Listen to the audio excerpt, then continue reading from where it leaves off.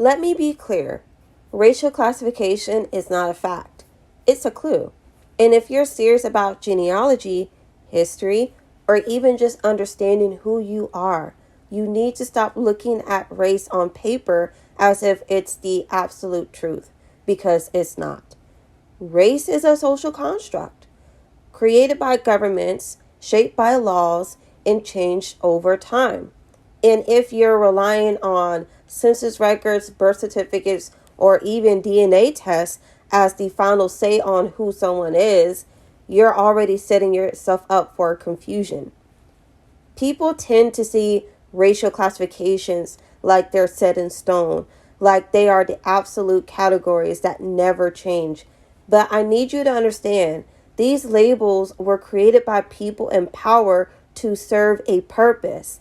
And that purpose wasn't to help you find your identity. It was to control populations, determine social status, and enforce discrimination. Let's be clear. Genetics do exist, and they absolutely shape the things like skin color, hair texture, and facial features. However, race as we know it isn't written into our DNA the way things like blood type or eye color are. Your genes don't come with a racial label. Society applies those labels based on how people look and where they come from. Now, if race were truly a biological fact, we would expect people with similar skin tones to be genetically closer to each other than to someone of a different race. But that's not how it works. What actually happens is that racial categories are based on broad surface level traits like skin color or nose shape that don't fully represent a person's genetic background. For example, someone with dark skin from India and someone with dark skin from Nigeria may look similar in certain ways, but their ancestry and genetic makeup are completely different. Meanwhile, someone from Ethiopia might have features that resemble a Middle Eastern person more than a West African person. That's because human traits don't fit neatly into the racial categories we created. So, what does this tell us? It tells us that race is a social label. It's based on perceptions, history, and cultural classifications, not strict genetic boundaries. That doesn't mean genetic differences don't exist. It just means the way we group people into racial categories is more about social and historical factors than biology. Also, let's take a minute to think about siblings. Two biological brothers or sisters can have different skin tones, hair textures, and even different ancestry percentages on a DNA test. Does that mean they aren't related? Of course not. But if they were born in a time when racial classification dictated legal and social status, one sibling might be labeled white and the other colored. And that would determine their rights, their access to resources, and even who they could marry. Race is a shifting target created by people, not nature. So if you're using racial classifications as if they are the ultimate truth, you're already falling into a trap. Now, if race was really scientific, if it was absolute and measurable, it wouldn't keep changing. But we see it change all the time in historical records. For somebody who is considered black in the United States, might be mixed in Brazil, colored in South Africa, or even white in certain contexts if it meant gaining access to privilege. For example, in Louisiana during the 18th and 19th centuries, there was an entire group of people known as free people of color. Many of them were wealthy, educated, and owned property. Some were even able to pass as white in white society over generations. Their classification depended on who was in power, what laws were in place, and how they presented themselves to the world. Also, let's talk about American Indians in another example. A lot of indigenous people were labeled black or colored in certain states to erase their identity. Why? Because by classifying them as black, the government could strip them of their land rights and tribal affiliations. And while we at it, let's talk about the Europeans. The Italians, Irish, and Jewish immigrants were even considered white when they first arrived in America. They were seen as other, as foreign, as outsiders who didn't fit the Anglo-Saxon ideal. It wasn't until later, after assimilation, political shifts, and outright racism against black and indigenous people that they were absorbed into the category of white. So when you're looking at an old document and you see your ancestor labeled as one race in one decade and another in the next, understand that wasn't necessarily their true identity. That was just what society decided to call them at that time. Let's talk about records. Government records weren't created to preserve your history. They were created for taxes, segregation, and legal control. That means mistakes, misclassifications, and straight up lies are all over the place. For example, the one drop rule forced anyone with black ancestry or who they presumed to have black ancestry to be labeled as black, even if they had more European or American Indian ancestry. It wasn't about accuracy. It was about maintaining racial hierarchies and keeping power in white hands. Also, in a lot of cases, census takers didn't even ask your race. They just looked at you and decided for themselves what race they was going to base you as, just off on your appearance alone.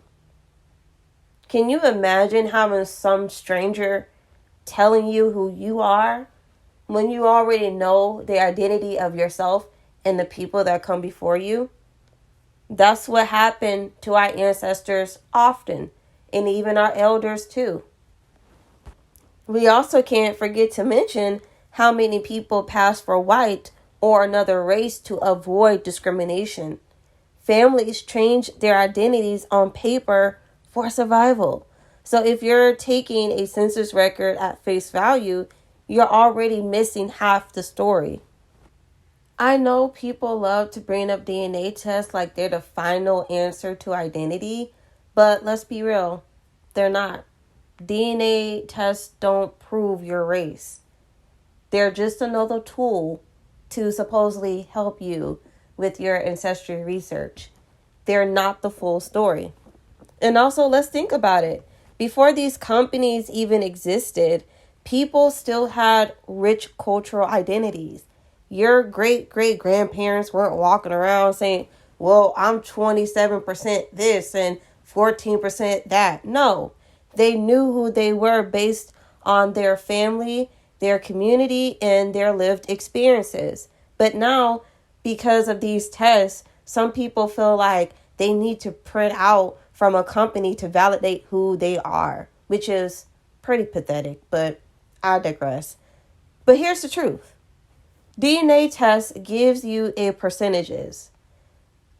However, they don't give you context. They don't tell you what your ancestors called themselves, what language they spoke, what traditions they followed, or the struggles they faced. A test might tell you that you have ancestry from a certain region, but it won't tell you why your ancestors were there, whether they migrated voluntarily or were forced, or how colonialism and racial policies shaped their identities over time. And let's say that your test says you're 30% indigenous. That's interesting, real cool, but it doesn't tell you if your ancestors were a part of a particular tribe, if they had to hide their identity to survive, or if they were forcibly labeled as black or white in official records because the government didn't want to recognize them as indigenous people. And that's important because for a long time, racial classification wasn't about accuracy. It was about control and still is. Look at the U.S. Census over time. American Indians were often mislabeled as colored or mulatto to strip them of their land and tribal identity. Some mixed race black and indigenous people were forced into black identities due to laws like the One Drop Rule, which was designed to maintain racial segregation and uphold white nationalism. Meanwhile, some light-skinned people of color were able to pass as white for safety or economic opportunities. However, none of that shows up in a DNA test. And not to mention, in most tribes, they don't accept DNA ancestry tests. They want to see the documentation tracing you to an indigenous ancestor of that tribe, or otherwise they're not trying to hear it. They're not going to look at your application. And let's talk about those percentages for a second too. They're not as exact as people think. Your DNA is compared to samples in a company's database, and that database is constantly changing. That's why people take a test from one company and get different results from another. The reference populations they use to determine ethnicity are based on modern samples, which don't always reflect historical populations. In other words, a DNA ancestry test can tell you where people with similar genetics live now, but that doesn't necessarily mean that's exactly where your ancestors were from hundreds of years ago, or even thousands, hundreds of thousands, or millions of years ago. This is why you can't rely on DNA ancestry tests alone as the final say on who you are. They can be a helpful clue, especially if you have relatives all over the place that you don't know about, and you're able to link up with them and see how they doing. Great, fine, whatever. However, they don't override history. If your ancestors were classified as something different on paper, whether by force, by law, or by choice, that's a part of your story too. Identity isn't just about blood percentages. It's about lineage, history, and cultural ties. So instead of just looking at DNA results and stopping there, use them as a starting point if you have nothing else to go off on for your genealogy research. Cross-reference them with historical records, oral histories, and migration patterns. Talk to your elders if you can, in your family, if you have access to them. Look at the broader historical context of your ancestors' communities, because at the end of the day, a test can tell you what's supposedly in your DNA, but it can't tell you who you are. That's something you're going to have to uncover for yourself. So what should you do instead? Treat racial labels as clues, not final answers.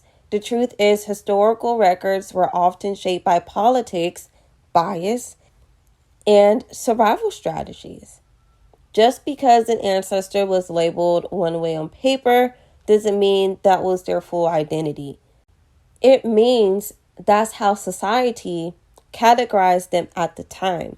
Your job is to put the pieces together and uncover the real story. Here's how you can do that. You need to cross-check documents. Never rely on just one record. One census or birth certificate doesn't tell you the whole story. Compare multiple records over different time periods. If someone was listed as mulatto in 1870, Indian in 1900, and black in 1920, don't assume any one label is wrong. Assume there's more to uncover. Look beyond racial categories. Focus on locations, last names, and migration patterns. Sometimes the best clues come from geography and family names. Were your ancestors living near a known tribal community? Did their last name match a family with documented indigenous or African ancestry? Track where they moved and why.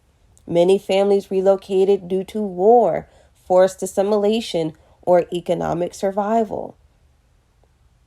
Talk to elders and gather oral history.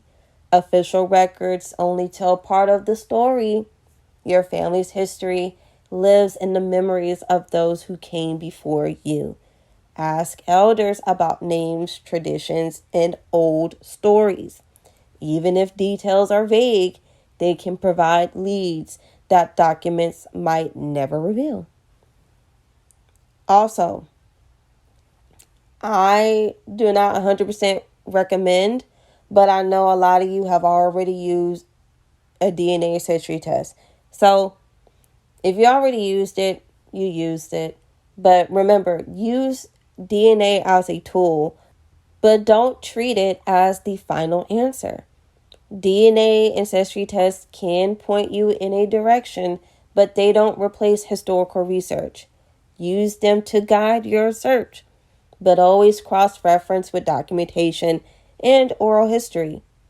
The key takeaway here: if your ancestors' racial classification changed over time, don't dismiss it. Investigate it.